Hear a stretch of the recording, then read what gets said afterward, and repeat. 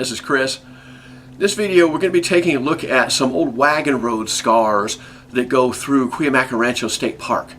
This road was both a freight road and a stage road as well, passenger stages as well. It led from Descanso area up to Julian eventually, and passed right by Stonewall Mine along the way. Stonewall Mine was probably the biggest customer, especially for the freight hauling on this road, as well as some of the other large mines up in Julian. This road dates from about probably the late 1860s, and then would be used up until right after 1900. First automobiles come in about 1910 to 1920, along in that period. And these roads get rebuilt, and that's what happened with this one. Most of it got rebuilt as automobile road in the early 1900s. So we're looking at a road that was very heavily used for freight hauling in the 1870s and 1880s, when the hard rock mines were really doing well at places like Stonewall Mine and at Julian. So this road came off of one of the main east-west routes that went from El Cajon, Viejas, Descanso, on out to Acumba and out into the desert.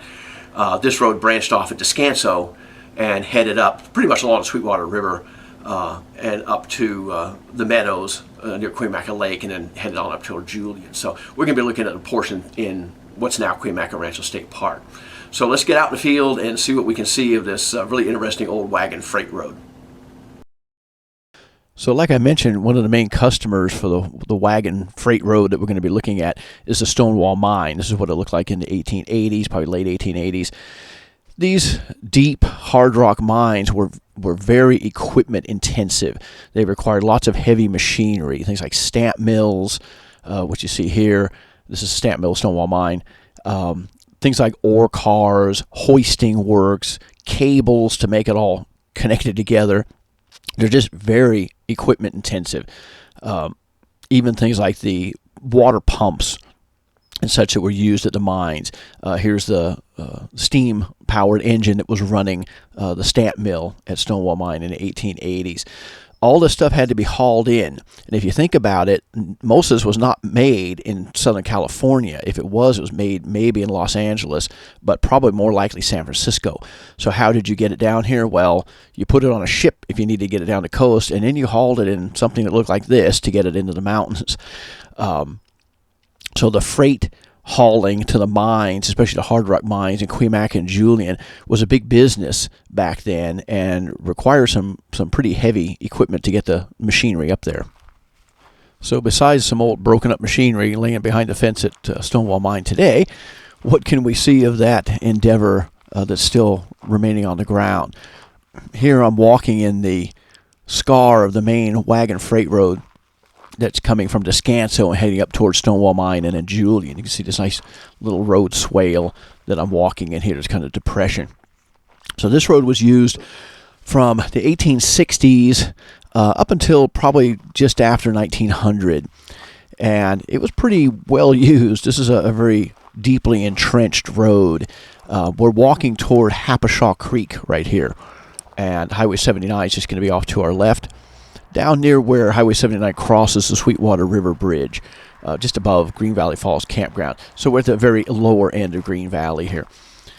So you can see the wagon road heading down toward Hapashaw Creek, and the creek's been eroded quite a bit, so the road probably would have either been up higher crossing the creek, or it might have even had a little culvert or a little bridge in it at that point.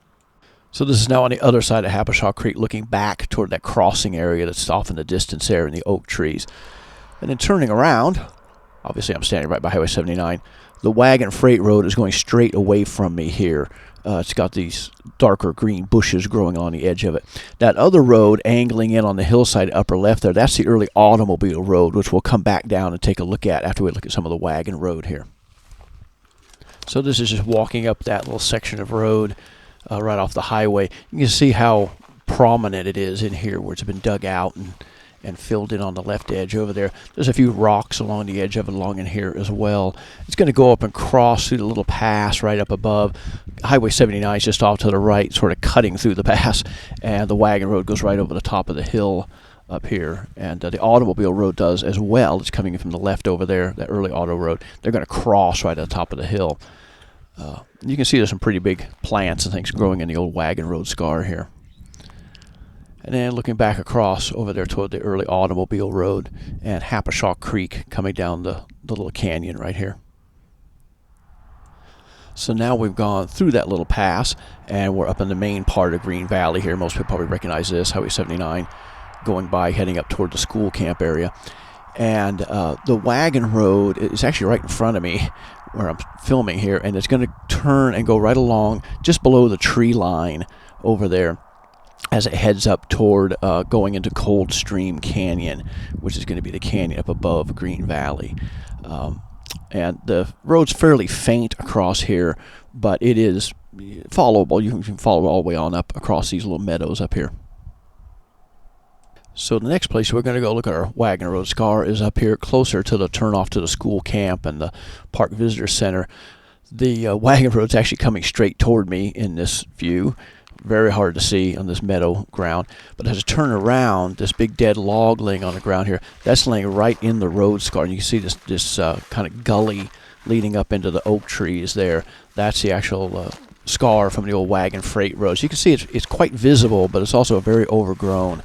Before the cedar fire in 2003 that burned through this area, it was a bit more distinguishable through here. It didn't have quite as much undergrowth on it. The brush is kind of filled back in a bit, but even before the cedar fire, it was still pretty hard to follow in some places in here.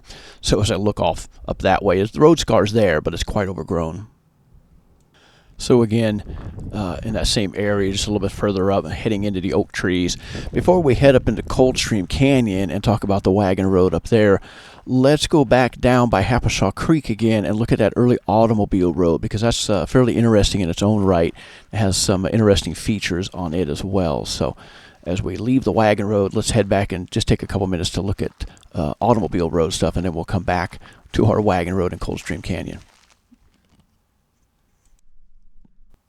So when the first automobiles came on the scene, from about 1910 until about 1920, we see a lot of improvement being made on some of the earlier wagon roads, turning them into automobile roads. And that's what we're going to be looking at here along this stretch down by Happershaw Creek.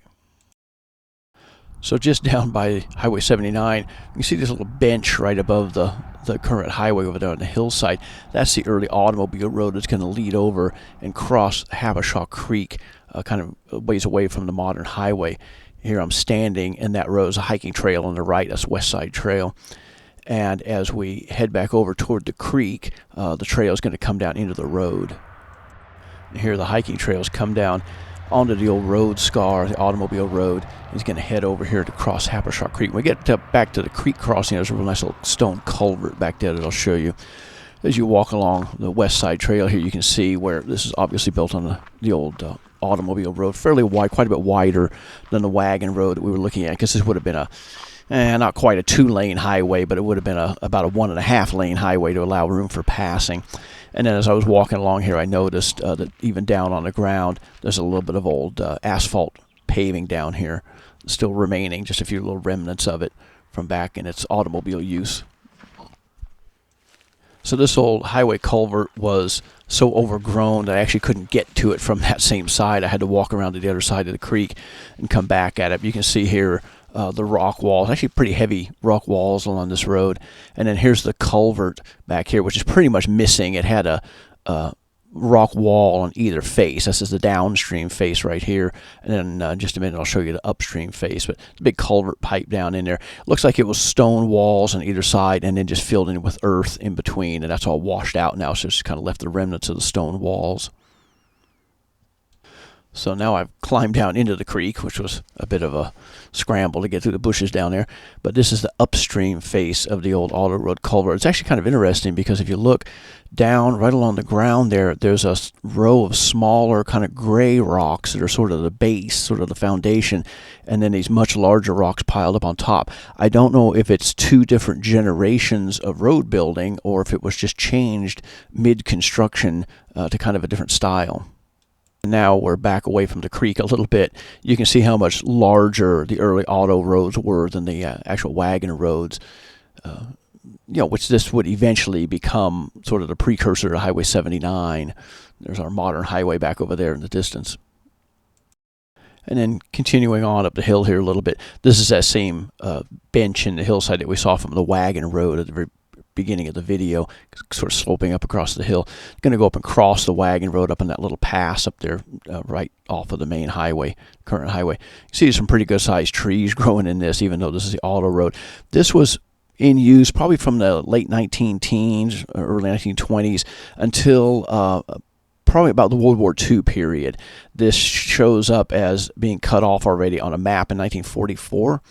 So the highway was in its current location by the end of World War II. So this was obviously out of use by then. Here's a little rock wall along the edge. These early automobile roads were pretty much built exactly like the wagon roads. They were just a little bit wider. They didn't tend to be quite as steep either. The early cars were not good at pulling steep hills. Some of the wagons actually were. You put, 10 or 12 mules on the front of a freight wagon, you can actually go a pretty steep hill with it. But Model Ts, Model As, and things not so much. So a lot of the early automobile roads had a much more gentle gradient going over some of these hills.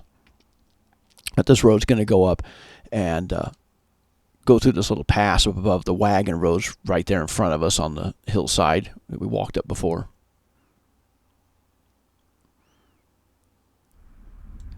And then up at the top of the hill where sort of all roads meet, this is the automobile road that I'm walking on. The wagon road is just a few feet behind me as I'm walking up here.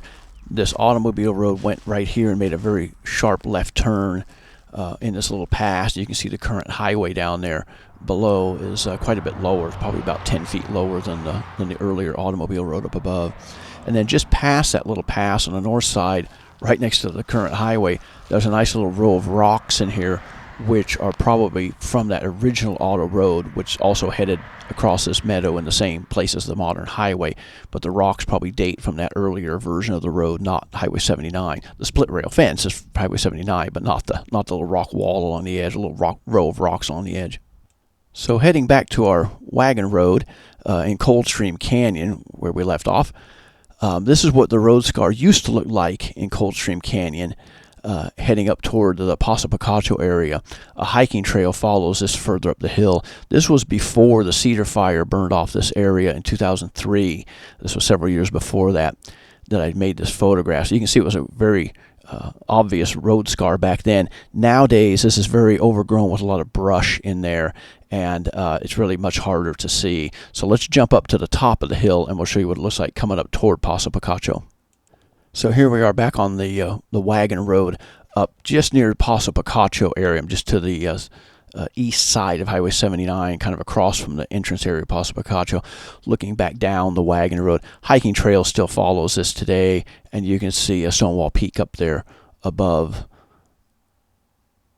So our main wagon road is actually going to lead right through the entrance area of Paso Picacho Campground, seen here in the 1930s, and then pass through the picnic area and go down across the meadows leading over toward where the Stonewall Mine Road heads over towards Stonewall Mine.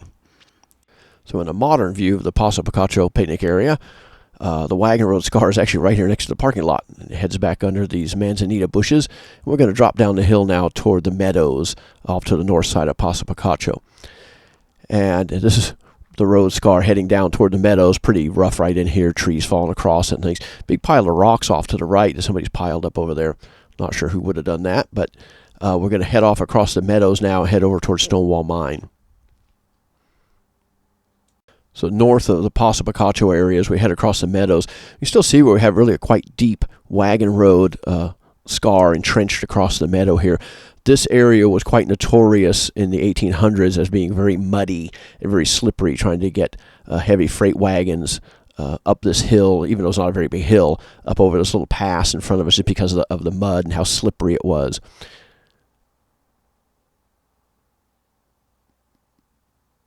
And then looking back toward Paso Picacho, you can see the road scar coming towards us here. Even a little rock wall was along this edge. It's sort of toppled over now, but this was that area that was very well known for being quite muddy and slippery as they tried to pull up this little hill. So getting closer to Stonewall Mine, Stonewall Peak in the distance there, out in the meadows here, I'm standing in one road scar, and there's at least three more next to me over here on this little hill. These hill climbs probably were very muddy and very eroded back in the 1870s to 1900 period. So you can see these parallel scars coming up the hill here toward me. And these roads are going to go right behind me, and there's going to be a big split where the road heads over towards Stonewall Mine.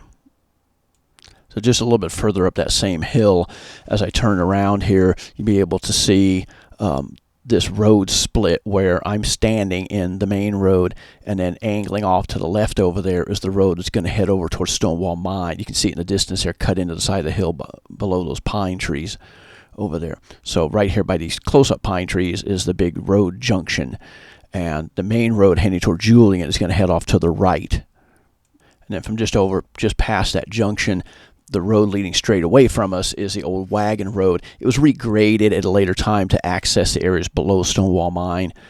And that's a hiking trail on the left. That's the Marty Minchell Trail on the left. And the Cuyamaca Lake in the distance. This is the road, the main road here, that's going to go around Cuyamaca Lake and head up toward Julian. Early roads went straight through the lake, and then once the reservoir was built, they had to go around it after about 1887 or so. And then we'll close out our journey at the wagon roads of Cuyamaca by walking along the old Stonewall Mine access road. This is from that split, which is right over there by those trees on the right side there. This is the old sort of driveway to the main Stonewall Mine area. So this is where all that heavy machinery and hoisting works and everything probably would have been hauled right in here on this road. You can see it's a fairly deep little road scar here, collects pine cones in it and everything else as it heads over toward the mine. So I want to thank you for joining me in this video, looking at some of these wagon road scars in Cuyamaca Rancho State Park. And I hope you enjoyed the video, and I will see you in the next one. Thanks for joining me.